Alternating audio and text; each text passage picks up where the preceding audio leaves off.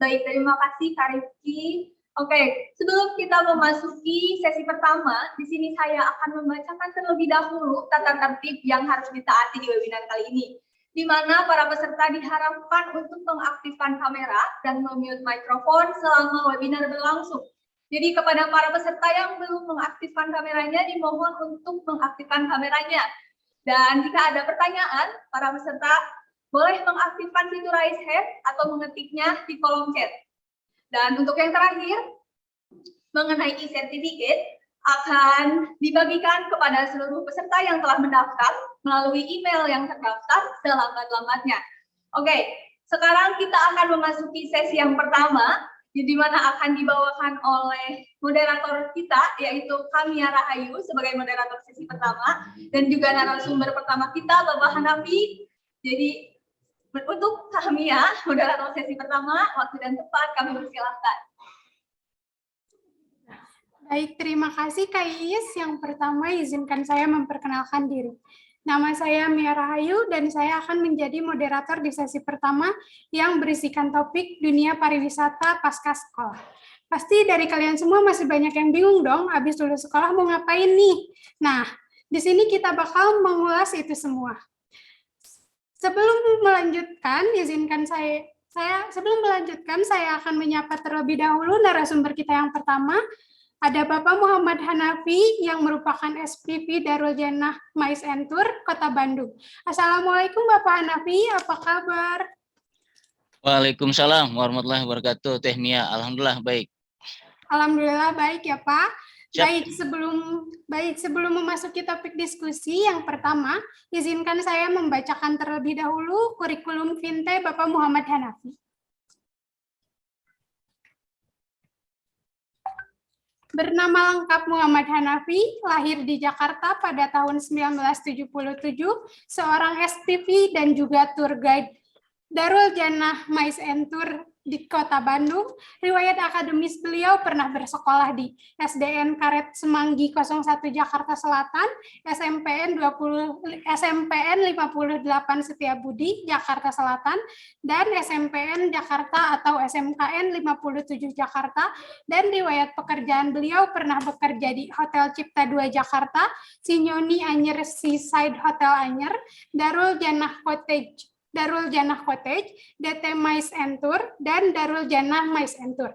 Dan ada beberapa pencapaian yang sudah beliau gapai seperti memiliki sertifikat pelatihan tour guide oleh BNSP, pelatihan Mais Entur oleh PHRI, dan merupakan anggota KHPI KBB.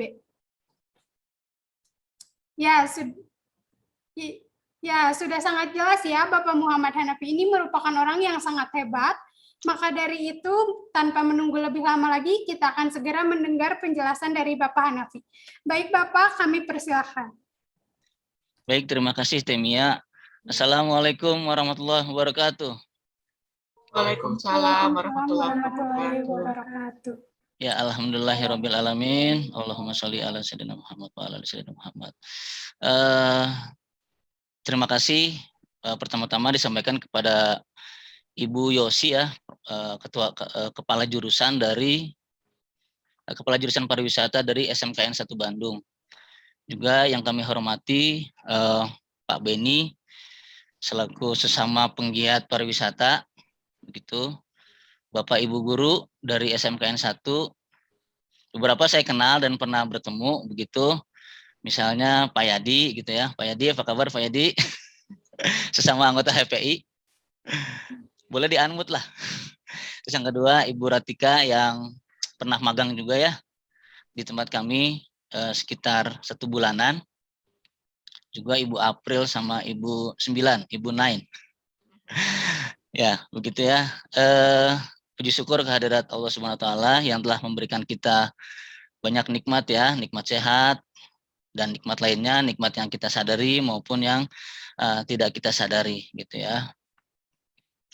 Ini teman-teman sudah siap kita sharing-sharing ya.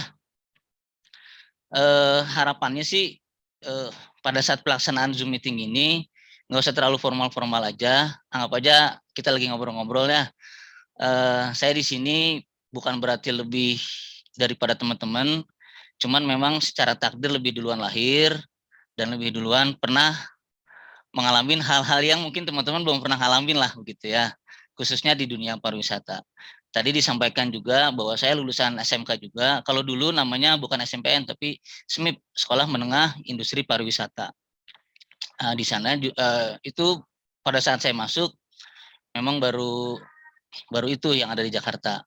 Karena semakin berkembang, makanya digabung menjadi SMK 57 Jakarta. Begitulah sekilas mengenai saya. Untuk materinya, tadi sudah disampaikan oleh Temia, dunia pariwisata pasca sekolah, gitu ya. Boleh sambil di ini kali, screen yang sudah saya sampaikan. Nah ini sekaligus cerita ya, Darul Janah Maistur. Apa sih Darul Janah Maistur itu?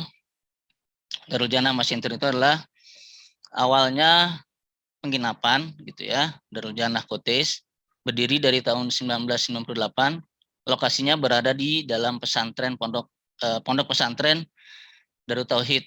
Sudah pada tahu ya teman-teman ya, lokasinya ada di Geger Kalong.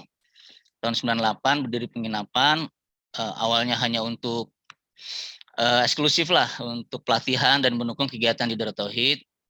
Terus semakin berkembang, alhamdulillah Bandung kota wisata, jadinya yang menginap di Darul Janah semakin beragam, mulai dari keluarga, bahkan grup-grup sudah semakin banyak, terlebih di tahun 2000-an semakin banyak lagi rombongan-rombongan, dan sekarang ini sudah beragam kalangan gitu ya.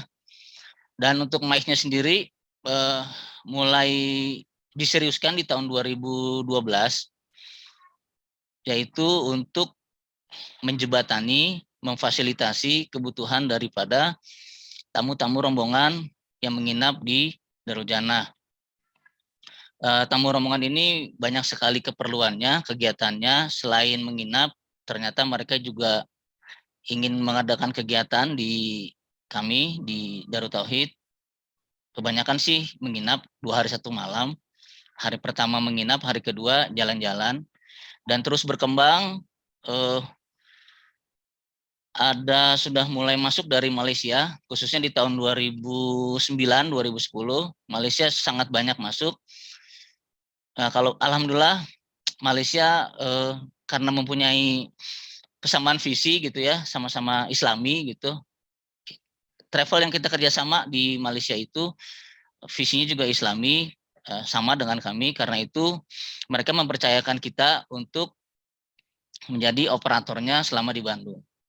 Terus berkembang 2012 dibuat tadi DT Masentur, kita fokus di sana. Alhamdulillah kita sudah sering mengadakan kegiatan. Awalnya memang Bandung saja, tapi kita coba ke kota lain, mulai dari Pulau Tidung yang terdekat, Pangandaran, Yogyakarta, Belitung, Lombok, dan coba-coba yang ini ke Malaysia, begitu alhamdulillah sukses, ke Singapura sukses, dan ke Thailand alhamdulillah sukses.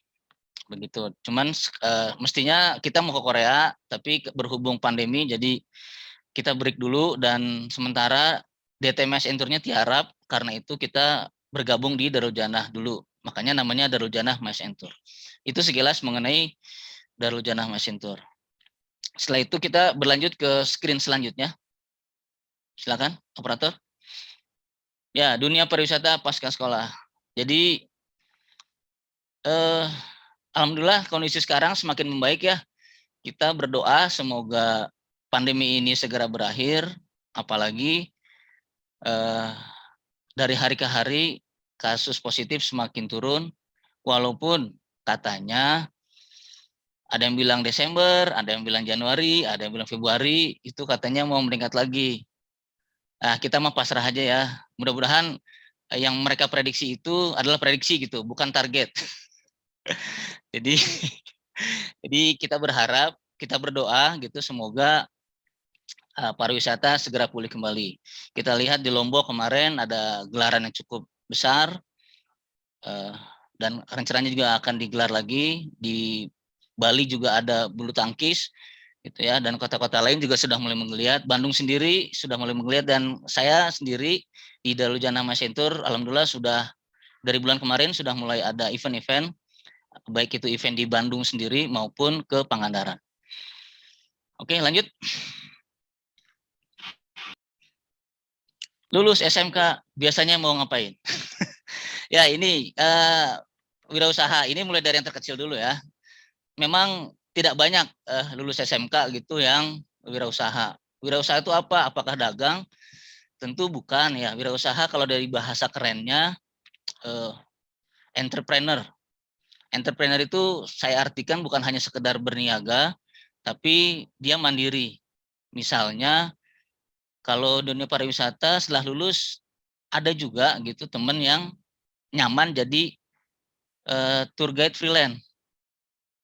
Dia jadi tour guide dan dia berhubungan dengan beberapa travel agent gitu. Bisa dengan kami, bisa dengan yang lainnya gitu. Dan waktunya lebih bebas gitu ya. Wirausaha ini juga bisa sambil kuliah juga gitu. Jadi dia kuliah juga, dia entrepreneur itu, dia mandiri gitu. Menjadi guide ini kan kerjanya tidak tiap hari masuk. Biasanya sih 2 hari, 3 hari, jarang-jarang sampai seminggu lah gitu. Kecuali kalau dia sudah advance, dia sudah berpengalaman bisa ke overland, tapi itu biasanya kalau sudah ahli gitu. Lanjut, setelah wirausaha apalagi biasanya kuliah ya. Pengalaman saya di Darul Jannah dari teman-teman SMK ada beberapa yang kuliah ya, ada yang kuliah sesuai dengan jurusannya seperti mungkin teman-teman pernah dengar Teh Tiha Gaida mungkin. Ya, dia masih alhamdulillah pernah PKL di tempat kami dan sekarang kuliah. Sekarang sedang PKL kayaknya di tempat yang lain gitu, di kuliahnya dan kuliahnya juga jurusan pariwisata dan saya lihat dia kalau ngeliat di IG-nya aktif juga tuh apa namanya pernah beberapa kali juga bawa tamu gitu. Ada kuliah yang memang sesuai jurusannya, tapi ada juga kuliah yang biasanya ini barangkali ada kesempatan, misalnya dia punya saudara kerja di bank gitu. Nah, dia kuliahnya di administrasi dan sebagainya. Gitu. Lanjut. Setelah lulus SMK, biasanya dia oke, next bekerja ya. Nah, ini akan kita bahas. Oh iya, sebelum ke sana apakah pengen menyapa dulu apakah seluruh partisipan ini seluruhnya dari SMK negeri ataukah dari luar? Kalau misalnya barangkali ada yang luar, saya ingin menyesuaikan gitu dengan topiknya. Dan sebenarnya juga sih, memang sih awal-awalnya memang kesannya untuk SMK saja. Tapi pembahasan utamanya sebenarnya bisa untuk diaplikasikan juga oleh sahabat-sahabat yang tidak lulus SMK. Misalnya dia dari universitas atau dia dari SMA dari sekolah yang lain begitu ya. Yang juga mungkin bukan jurusan SMK gitu. Karena yang ingin saya sampaikan adalah bagaimana kita memposisikan diri kita agar dunia kerja itu bisa melirik kita gitu ya. Agar kita bisa siap masuk ke dunia kerja. Tentu dunia kerja sangat berbeda dengan dunia sekolah gitu ya. Dunia sekolah mungkin fun, menyenangkan gitu. Kalau dunia kerja ya banyak dinamikanya lah. Ada tuntutan-tuntutan, tapi juga kalau di dunia pariwisata ada tuntutan, ada fun-nya juga gitu ya. Oke, lanjut. Biasa di mana nih kita bisa bekerja kalau setelah lulus gitu ya. Saya ingin membuka cakrawala teman-teman ya. Kadang-kadang kita berpikir, habis lulus SMK paling kerjanya cuma di travel agent atau di apa gitu. Coba kita bongkar ya. Boleh lanjut next.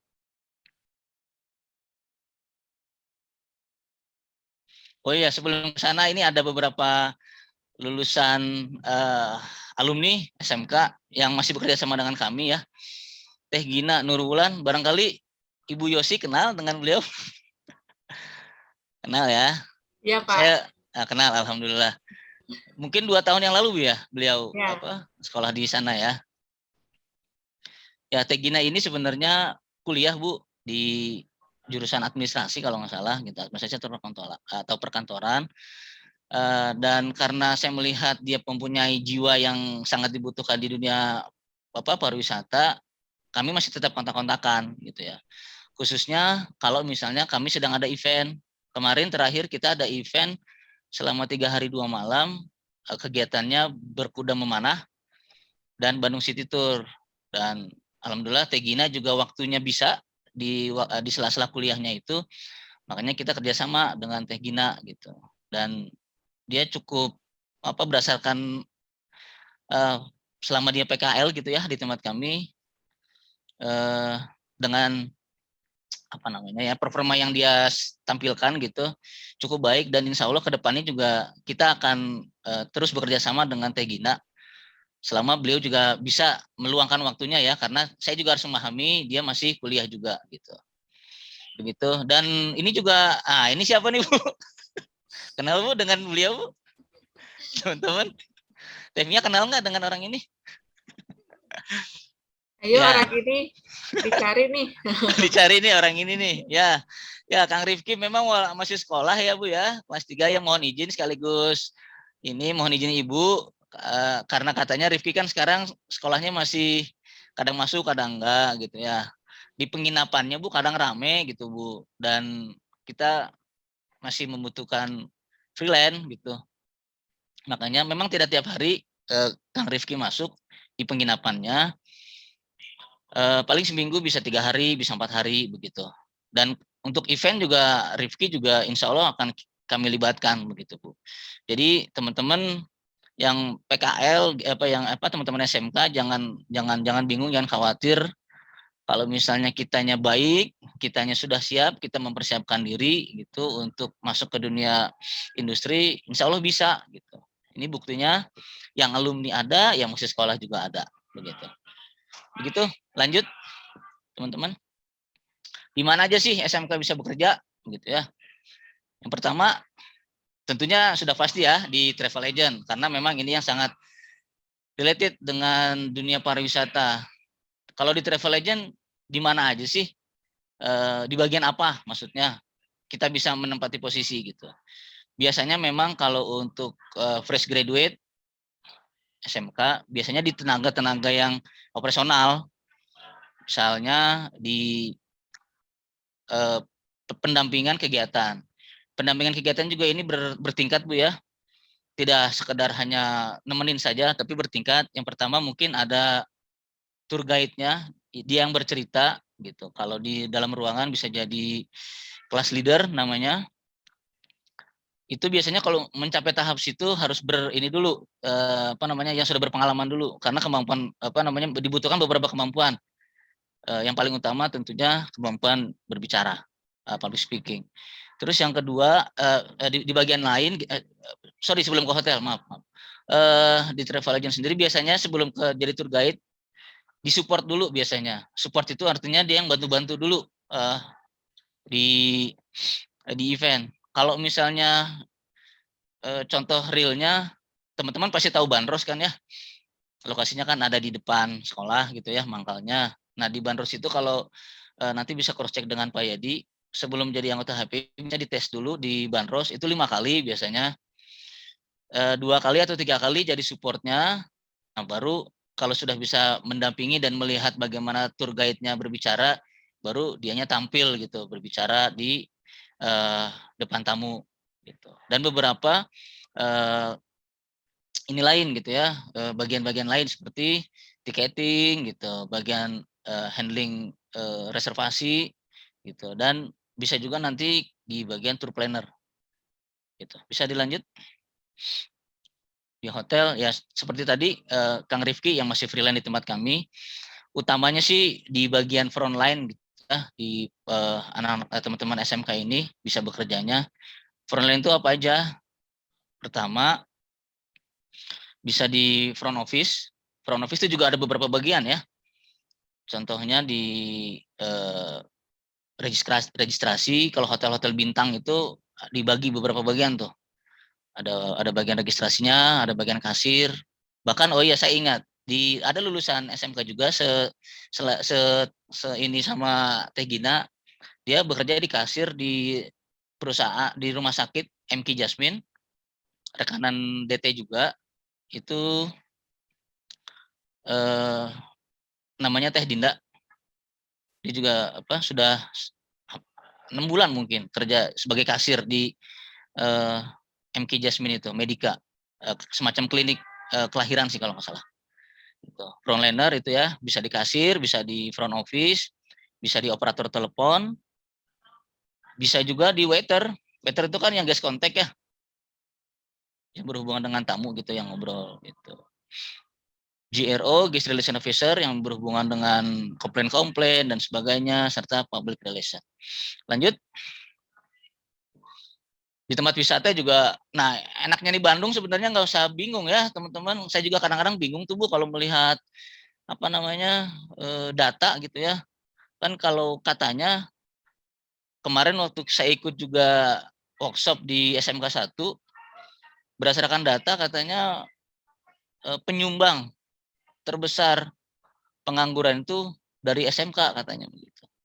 Tapi saya nggak tahu ini ngedatanya di bulan Juli atau bulan Agustus ketika baru lulus.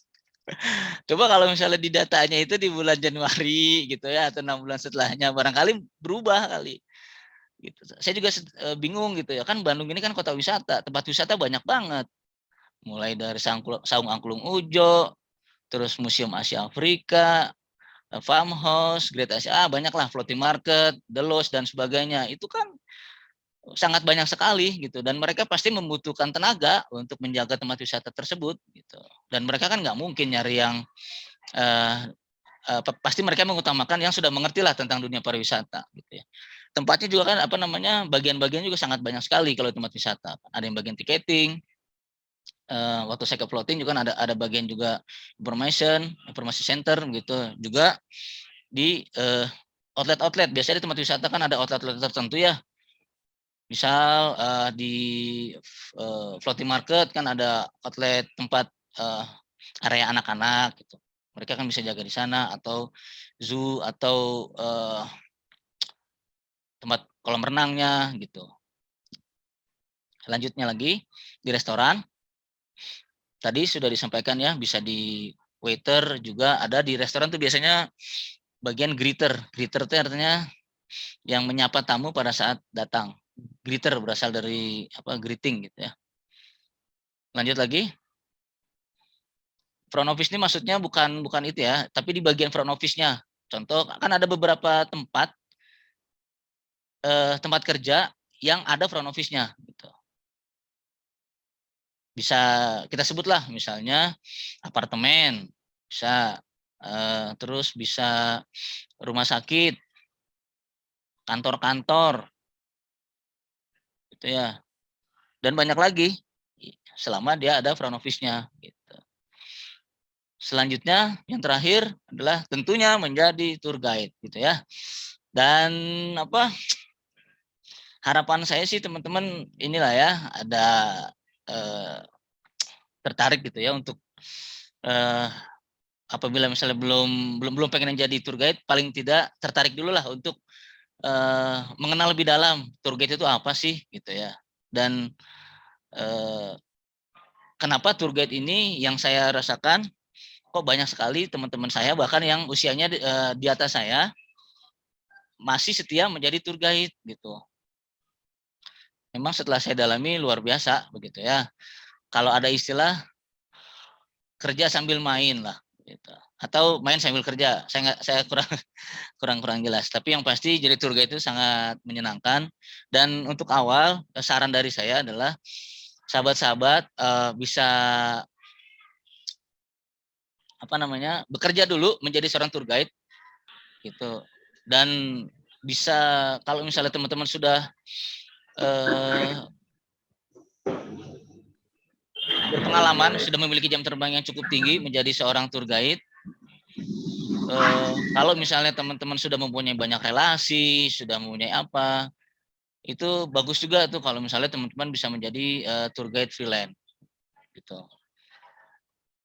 Karena menjadi tour guide freelance itu sangat asik. Kita bisa melanglang buana gitu ke banyak tempat.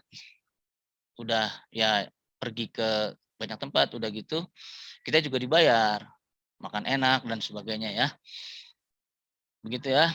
Dan tentunya untuk masuk ke dunia kerja ini kita harus menyiapkan segala sesuatunya ya. Bagaimana sih caranya biar kita bisa diterima di dunia industri gitu. Tentunya harus ada persiapan-persiapan yang teman-teman ini kan gitu ya, agar bisa diterima di dunia kerja. Yang pertama, yang paling mendasar yaitu, silakan. Ini yang paling mendasar nih. Ini kita harus cek dulu. Sebelum kita memiliki kemampuan-kemampuan, skill-skill yang lain, teman-teman harus memiliki ini dulu, harus tanamkan dulu ke dalam diri, yaitu jiwa hospitality, gitu ya. Teman-teman barangkali sudah tahu ya, apa itu artinya hospitality? Apa artinya, teman-teman? Cek sound.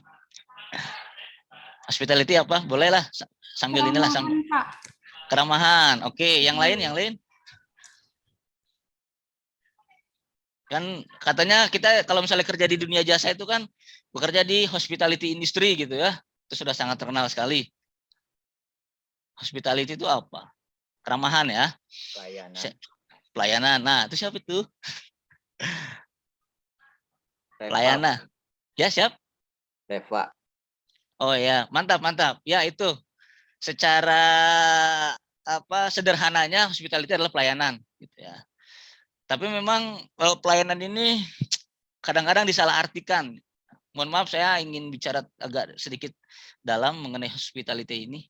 Oh ya, sebelum ini dulu, kira-kira saya sampai jam berapa ya? Waktu ngobrol-ngobrol ini, biar saya ini bisa atur waktunya. Sampai jam 11, Pak.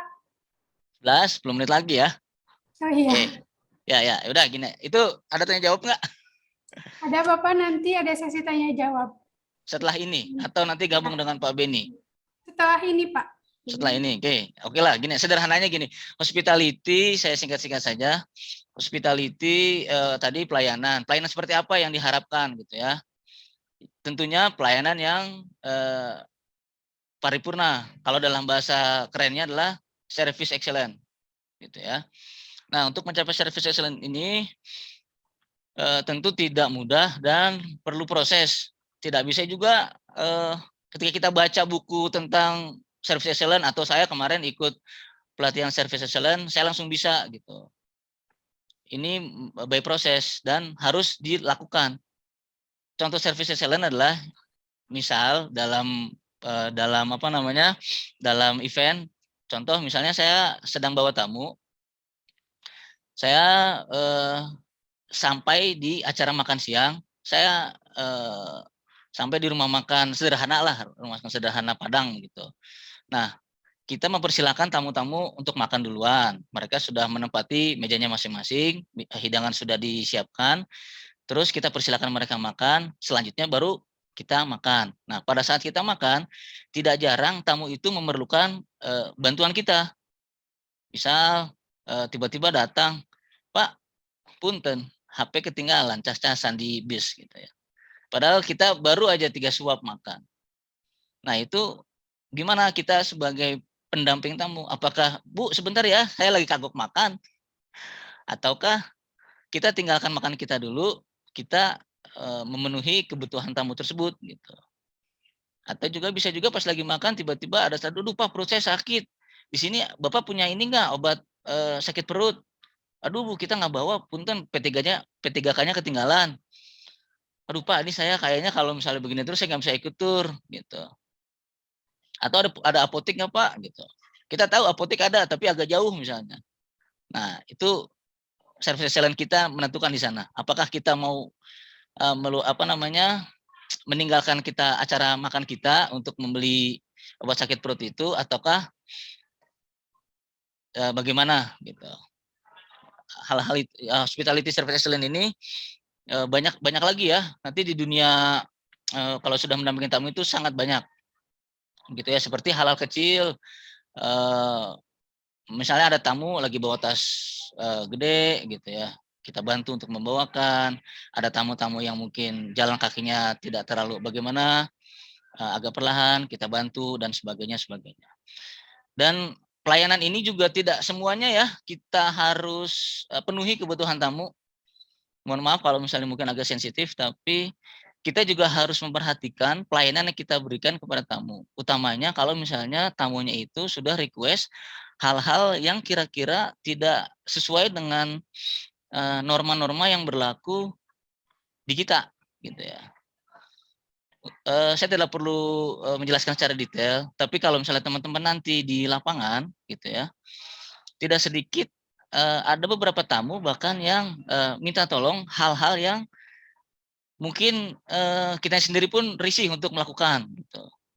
Atau juga untuk misalnya pendamping itu perempuan, gitu ya. Nah, kadang-kadang ada tamu yang percobaan untuk lebih dekat, gitu ya. Contoh misalnya penginapan saya adanya di Geger Kalong. Misalnya Teh Mia jadi guide-nya nih, terus tiba-tiba ada tamu gitu ya. Setelah makan malam gitu ya, malam berarti ya, setelah makan malam, tamu itu nyamperin Teh Mia katanya di Jalan Setiabudi ada toko surabi yang enak deh. Terus Teh Mia jawabnya gimana? Langsung diajak aja ke si Pak ke tempat surabinya. Ya artinya gini, si tamu tersebut misalnya dia sendiri, Teteh mau nganterin saya ke tempat surabi tersebut? Jawaban Teh Mia? Ya mau tidak mau harus Pak. Oh, harus, oke. Okay. Ya mungkin teman-teman yang lain juga barangkali ada pendapat sendiri ya, karena memang kadang-kadang keinginan tamu itu beragam, yang latar belakangnya bisa berbeda begitu. Kalau misalnya Teh Nia saya lihat orangnya positif lah ya, dia tidak menganggap ajakannya itu lebih ke pribadi gitu. Begitu ya. Saran dari saya, kita harus pandai-pandai untuk melihat request dari tamu, permintaan tamu. Bisa jadi setelah bisa di Surabi, Temia ini masih ada waktu. Katanya di Dago rame ya, ada tempat yang seru gitu malam. Sorry ya. Ya kadang-kadang seperti itu Temia di lapangan, dan teman-teman yang PKL juga pernah mengalami gitu. Dia sharing-sharing cerita ke saya. Ini yang saya sampaikan, saya bukan ngarang, tapi ini real di lapangan seperti itu. Mungkin Pak Yadi juga bisa sharing juga nanti ya. Gitu. Jadi pelayanannya ini bukan berarti kita memiliki jiwa pelayan seperti ART gitu ya. Yang saya harapkan sih teman-teman punya jiwa service excellent, jiwa pelayanan yang baik seperti inilah. Teman-teman pasti pernah masuk ke hotel bintang 5 kan ya? Ya, Temia pernah kan ya? Itu mereka postur tubuhnya seperti apa penampilannya gitu? Keren atau seperti pembantu? Keren dong Pak, kan bintang 5. Iya, bukan masalah bintang 5-nya, tapi kan dia tugas mereka di sana apa? Melayani pelanggannya. Melayani pelanggannya. Tapi mereka tetap tidak terlihat seperti gitulah ya maksud saya. Nah, jadi kita jiwa hospitality itu, jiwa pelayanan itu yang elegan gitu, yang sesuai dengan aturan-aturan main gitu. Sederhananya adalah kalau saya simpulkan, hospital ini kita harus memiliki jiwa hospitality yang tujuannya adalah service excellent, namun juga harus bisa memilih harus bisa memilih permintaan tamu yang kira-kira sesuai dan tidak sesuai gitu dengan norma-norma yang berlaku. Begitu ya, tidak semuanya keinginan tamu bisa kita penuhi, tapi juga jangan males-malesan gitu. Kalau misalnya tamu perlu kita gitu ya. Utamakan keinginan tamu selama permintaannya itu wajar dan memang sesuai dengan job desk kita gitu ya. Itu yang paling penting itu dulu kita tanamkan, karena kalau misalnya kita bekerja tanpa ada jiwa ini, kita jadi kayak robot gitu yang saya rasakan. Saya sering banget ngelihat teman gitu kalau kerja seininya sendiri. Yang penting saya datang jam 8, pulang jam 5, ngelakuin tugas, aja. Tapi nggak ada ruhnya lah kalau bahasa kitanya. Begitu ya. Mudah-mudahan cukup jelas. Lanjut lagi. Nah, setelah kita memiliki jiwa yang pelayanan yang baik, kita masuk ke kemampuan nih. Kemampuan apa yang harus dimiliki? Lanjutkan saja, pencet-pencet saja langsung. Saya singkat SKA ya. Satu-satu dulu. Oke. SKA dulu, SKA. Oke, di situ. Yang pertama skill. Skill kalau bahasa Indonesia adalah kemampuan. kemampuan untuk bekerja bisa diterima ini sangat banyak ya. Tapi kalau karena kita berada di dunia jasa, yang paling utama adalah kemampuan speaking, kemampuan komunikasi. Maaf, kemampuan komunikasi ini tidak hanya diartikan sekedar public speaking ya, kemampuan kita untuk berbicara di depan umum itu juga penting. Tapi juga kemampuan personal speaking. Personal speaking ini bahkan yang saya rasakan bisa menjadi kunci untuk keberhasilan suatu kegiatan gitu ya. Komunikasi ini tidak hanya sekedar tour guide ya, tapi juga di segala lini, di front office, di kasir. Kalau misalnya komunikasi kita kurang baik, misalnya terbata-bata, sudah gitu pemilihan diksi kata yang kurang tepat. Misalnya contoh sederhananya adalah untuk menyebut kata saya aja ada beragam ya di Bandung sendiri, ada abdi, ada aing dan sebagainya. Itu kita harus pandai memilih kata-kata yang tepat. Sudah gitu intonasi nada juga perlu diperhatikan, komunikasi, terus kecepatan dan yang lain-lain. Dan skill juga sebenarnya sangat luas ya. Mudah-mudahan di lain waktu dan kesempatan kita akan bahas lebih dalam lagi skill-skill apa saja sih yang diperlukan gitu ya. Apalagi kalau misalnya skill untuk di dunia guide gitu ya, dunia tour guide. Ini sangat banyak sekali kemampuan yang harus dimiliki berkaitan dengan skill gitu ya. Terus K-nya apa? K yaitu pencet dong. Silakan diantar. Oke. Knowledge yaitu artinya apa? Knowledge. Apa? Knowledge apa? Pengetahuan. Oh iya benar. Wah, itu Diva lagi. Ya, knowledge pengetahuan. Nah, ini sangat ini juga nih kalau misalnya kita bisa ngomong tapi wawasan kita terbatas. Misalnya ditanya, "Pak, Bandung ini berapa sih jumlah penduduknya?" Ya segitu, Pak. Karena kita nggak mau baca. Terus kalau wali kotanya sekarang siapa? Gitu. Dari partai apa? Gitu. Wakilnya siapa? Gitu. Terus sistem pemilihannya di sini gimana? Apakah dipilih ataukah pemilu gitu. Terus kalau Tangkuban Perahu teh masuknya Bandung, Kabupaten Bandung, KBB atau Subang? Apa coba? Ayo, Tangkuban Perahu masuknya mana? Kabupaten Bandung, Pak. Coba Pak Yadi, masuk Kabupaten Bandung, Pak. Sok-sok yang tahu. KBB, Kang. Aduh, itu yang jawab Bandung nanti dikurangi nilainya nih. Nah, dikurangi nilai. Banyak Tangkuban Perahu Kabupaten Bandung tuh soreangan tuh. Ciwidey, aduh, Teis. Masya Allah. Nah, itu ya. Jadi betapa pentingnya ya wawasan ya. Itu baru satu bidang loh. Belum lagi kalau misalnya ditanya kenapa sih kalau di Bandung Utara teh asal lebih hijau gitu. Teman-teman perhatikan nggak ya selama tinggal di kota Bandung? Coba perhatikan deh secara geografis. Bandung Selatan, kayak misalnya mulai dari Pasar Baru ya. Pasar Baru, Cibaduyut, bandingkan dengan Cipaganti ke atas. Itu lebih sejuk mana? Cipaganti. Iya, kenapa ya begitu? Karena ada Bu Yosi di Lembang, Pak. Ada Bu Yosi jualan tahu, Bu. Aduh, Masya Allah. Iya, tuh lihat aja kan Bandung Utara mah kan sejuk gitu ya, rumahnya gede-gede, pohonnya besar-besar begitu ya. Coba di Bandung Selatan, enggaknya banjir, macet dan sebagainya begitu. Nah, harapannya teman-teman juga bisa itu ya menambah hal-hal seperti itu. Karena kita di lapangan khususnya di jadi tour guide itu harus tahu banyak hal gitu. Kita mau cerita tentang Kota Bandung, mau cerita tentang apa? Itu Gedung Sate. Kenapa disebut Gedung Sate? Emang Bandung makanan utamanya sate? Kan bukan. Gitu ya, banyak lah ya. Contohnya banyak lagi kalau misalnya saya ini. Nah, ini aduh udah jam 11 ya. Jadi pengetahuan ini banyak hal, mulai dari baca buku, YouTube juga sebenarnya banyak tuh manfaatnya tuh kalau misalnya kita mau ngeliat-lihat gitu ya, jangan hanya sekedar TikTok aja. Tapi coba digali lagi sejarah Bandung, kenapa Bandung disebut Paris Van Java, kenapa Bandung disebut sebagai kota kembang dan sebagainya, sangat luas sekali gitu ya. Dan jadi tour guide itu ya mau nggak mau kita dituntut harus tahu gitu, karena kan tamunya dari luar. Kita sebagai tuan rumah, apabila ada tamu datang pasti kan ingin nanya-nanya gitu ya. Kenapa sih begini, kenapa begitu, dan sebagainya.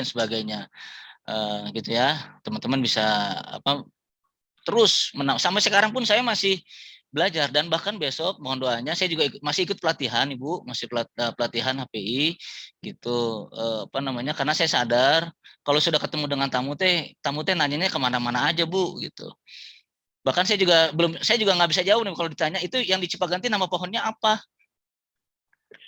Saya nggak tahu, saya belum tahu tuh. Barangkali teman-teman tahu bisa dikasih tahu ya, gitu apa gitu. Nah, begitu ya. Yang terakhir adalah attitude. Apa ini attitude, teman-teman semua? Artinya apa? Attitude. Apa? Enggak kedengeran, Rifki. Belum unmute dulu. Apa? Unmute dulu, Rifki teh. Apa? Attitude apa? Attitude. Ayo teman-teman. Deva lagi.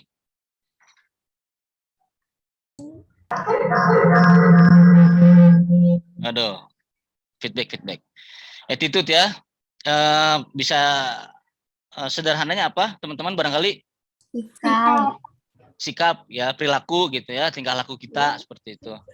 Dan kalau buat saya pribadi gitu ya, kemampuan berbicara itu penting, skill itu sangat penting, wawasan itu sangat penting sekali. Tapi kalau dia tukang bohong, bagaimana? Percuma nggak? Terus kalau dia bawa tamu karena attitude-nya kurang baik, dia itu sering nipu tamu. Contoh misalnya dia disuruh beli tahu bulat misalnya.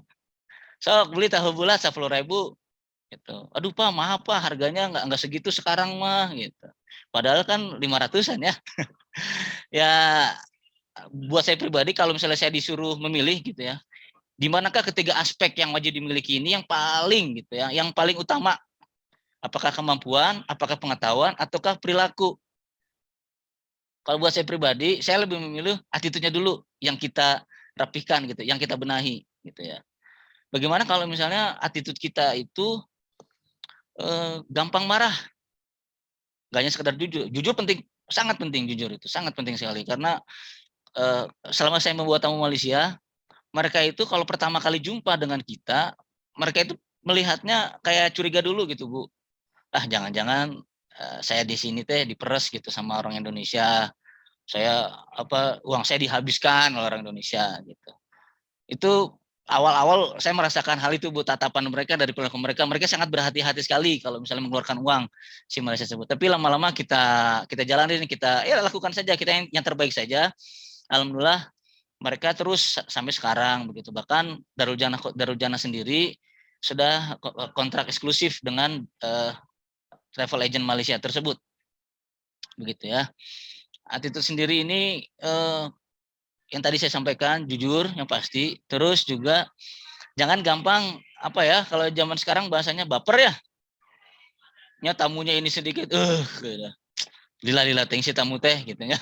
Terus misalnya kadang-kadang ini paling sering nih yang melatih emosi kita nih, misalnya ada tamu rombongan suruh kumpul di pasar baru gitu ya, habis pada belanja, itu suruh ngumpulin itu susah pisan, karena namanya apalagi yang sering saya temui teh kaum itu ya perempuan, suruh kumpul teh nunggu bis kan kalau di pasar baru bis nggak bisa parkir, jadi kemana dulu mereka, setelah kumpul baru kita telepon si bis datang.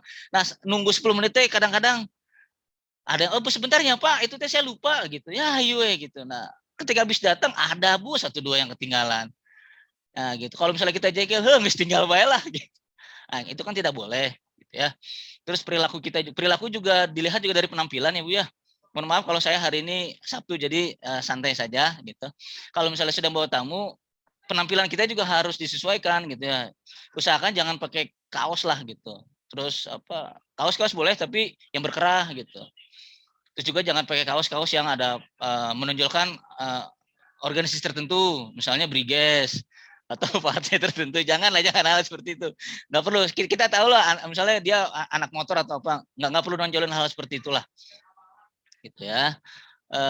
Nggak boleh juga pakai sendal, minimal banget pakai sepatu crotch lah, gitu. Jadi attitude itu tidak hanya sekedar soft skill juga, keramahan dan sebagainya, tapi juga penampilan juga harus menunjukkan kita, gitu ya. Itu barangkali kalau secara singkatnya teman-teman harus mempersiapkan itu. Yang pertama tadi apa, Ki, yang harus ditanamkan dalam diri kita, Ki? Sebelum ditutup, apa? Attitude, Pak. Bukan, sebelum ska ini, yang paling dasarnya dulu. Ayo Temia, apa dulu tadi barusan dibahas? Skill dulu, Bapak. Hah? Skill. Enggak. Sebelum skill tadi apa? Hospitality, Pak. Hospitality, Pak. Nah, itu dulu yang paling penting punya itu dulu, mempunyai jiwa pelayanan dulu, gitu ya, jiwa melayani, karena sangat beda kalau misalnya kita tidak memiliki itu. Nah, baru setelah itu 3 kemampuan ini. Kalau misalnya teman-teman sudah bisa menguasai ini, di dalam hatinya, di dalam dirinya sudah memiliki jiwa pelayanan yang baik. Sudah gitu ditunjang oleh skill yang bagus, pengetahuan yang luas, dan attitude yang baik. Insya Allah teman-teman sudah bisa tuh masuk ke ke dunia industri. Dan saya melihat walaupun tidak seluruhnya, kenapa Kang Rifki juga kita hire menjadi freelance di tempat kami, karena Rifki memiliki jiwa hospitality yang baik, gitu ya. Jangan gere, Ki. Ya, gitu. Kang Rifki memiliki jiwa pelayanan yang baik, attitude juga baik, begitu ya. Tinggal nanti gini. Tinggal skillnya lagi aja sama pengetahuannya aja diperluas. Sekarang yang paling penting itu, gitu ya. Kalau misalnya itu yang sudah dipersiapkan agar ini tuh semakin mantap, gitu ya. Saya minta waktu berapa menit lagi ya? 10 menit lagi bisa nggak? 5 menit? Berapa menit lagi? 5 menit lagi ya. Terakhir. Yuk, terakhir. Ini juga harus didukung dari pihak sekolah, ya. Sok, ayo enter.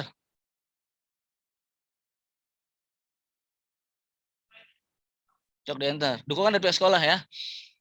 Teman-teman sudah mempersiapkan diri dengan baik, tapi kalau misalnya pada saat sekolah gitu teman-teman tidak didukung oleh pihak sekolah, akan susah juga, gitu ya. Pelaksanaan Dudika PKL menurut saya setidaknya harus dilakukan selama 6 bulan. Kenapa? Agar teman-teman semakin matang dan semakin tahulah seluk-beluk selah-selahnya lah, kalau bahasa saya mah ya, selah-selahnya di dunia industri seperti apa. Cuma 6 bulan itu ini mah sekedar saran saja, kalau bisa mah ya boleh di enter lagi.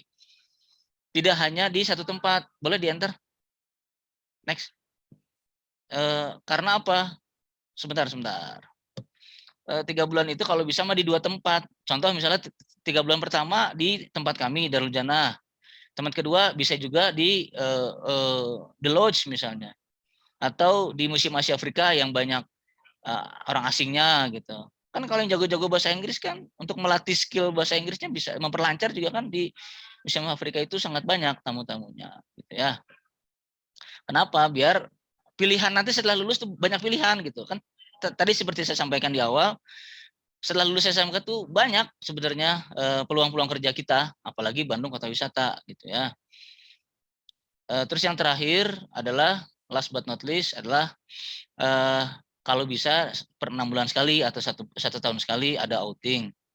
Bisa juga kemana, misal bisa ke Pangandaran. Nah, selama ke Pangandaran itu biarkan teman-teman siswa yang memprepare semuanya, mulai dari pesan bis, mulai dari menyiapkan makan, mulai dari jadi tour guide, menyiapkan hotel, siapa yang jadi supportnya, siapa yang jadi tour leadernya, siapa yang jadi tour guide-nya, dan sebagainya.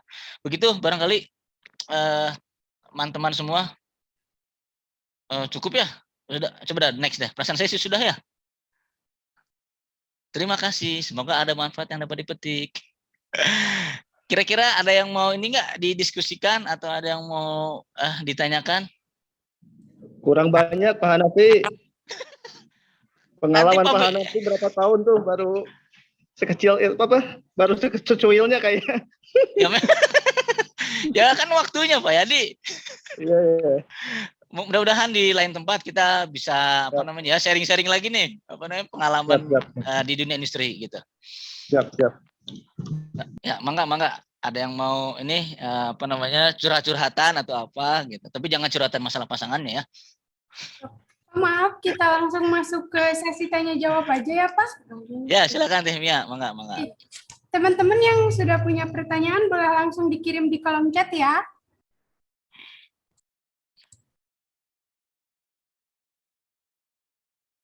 Ya itu. Cok, silakan. Tuh ada tuh di chat tuh.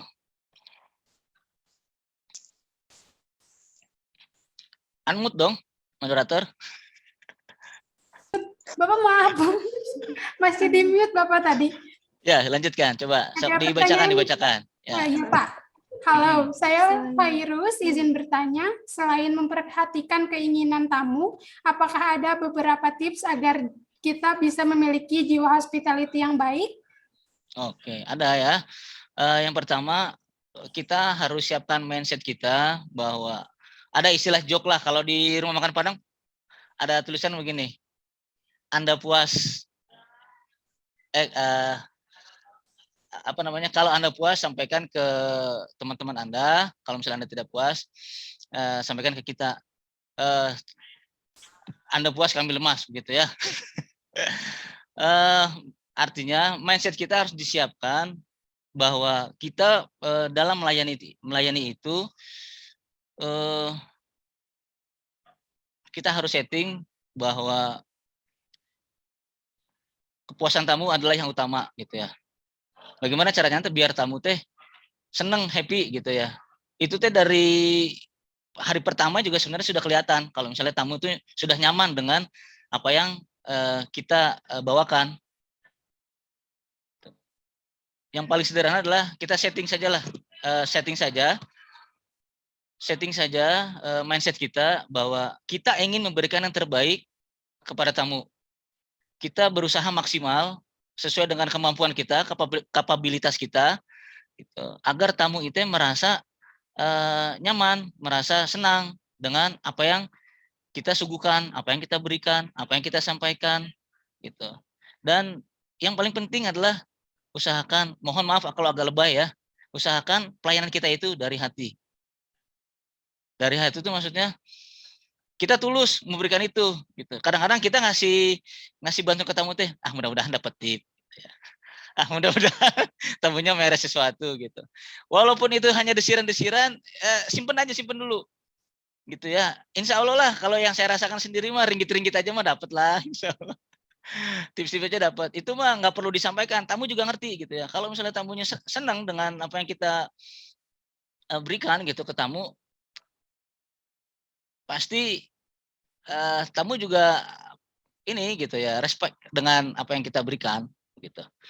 Itu ya. Dan satu hal lagi, apa yang diberikan dari hati, insya Allah nyampe juga ke hati juga gitu ya. Jadi kalau kita memberikan pelayanan dengan hati kita, insya Allah tamu juga merasakan bahwa pelayanan kita itu dengan tulus gitu. Karena tamu juga pasti kan punya hati kan ya. Begitu saya rasa Kang Fairuz pertanyaannya. Lanjut lagi, barangkali ada? Enggak, moderator?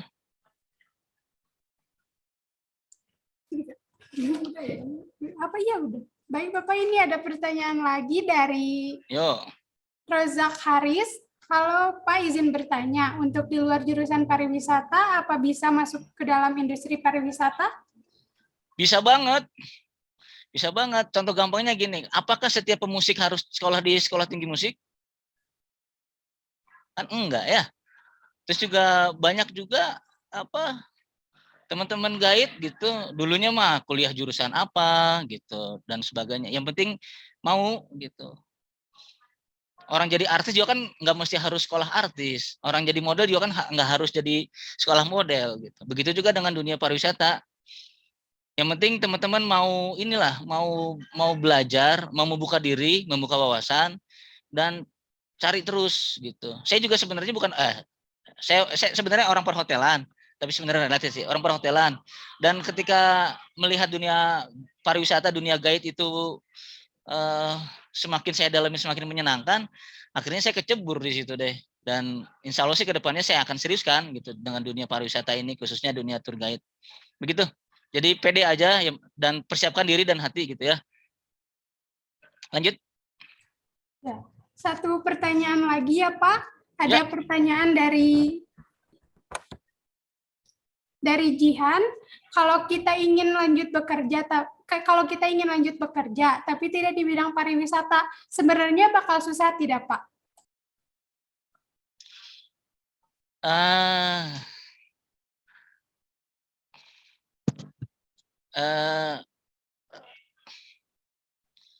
Kalau ingin langsung bekerja, gitu kan gimana lowongan kerjanya ya? Misalnya kita ngelamar kerja, misalnya ada di mana, di Borma begitu ya. Kalau misalnya di Bormanya bisa ada lowongan, saya rasa sih bisa-bisa aja. Dan yang penting juga walaupun kita kerja di banyak tempat gitu ya, mau di Borma, mau di apa yang tidak sesuai gitu dengan latar belakang kita, yang penting satu, kita harus mempersiapkan diri kita dulu. Gitu. Itu aja tadi. Saya rasa resep tadi itu yang hospitality, skill dan segala-segalanya itu bisa juga dipakai di dunia lain gitu ya. Mungkin juga ya. Kalau misalnya ada kesempatan, karena teman-teman saya juga sekolah pariwisata tapi kerjanya misalnya jadi PNS yang tidak nyambung gitu, bahkan ada yang jadi guru gitu. Tapi biasanya itu kuliahnya yang berbeda, jarang gitu yang habis dari lulus gitu langsung kerja ke tempat yang misalnya di administrasi dan sebagainya. Kecuali kalau misalnya memang kita ada saudara yang punya lowongan kerja di tempat yang bukan pariwisata. Begitu saya rasa. Baik Bapak, sehubung waktu yang terbatas, kami akhiri saja sesi tanya jawab ini dan akan memasuki penyerahan sertifikat. Silakan.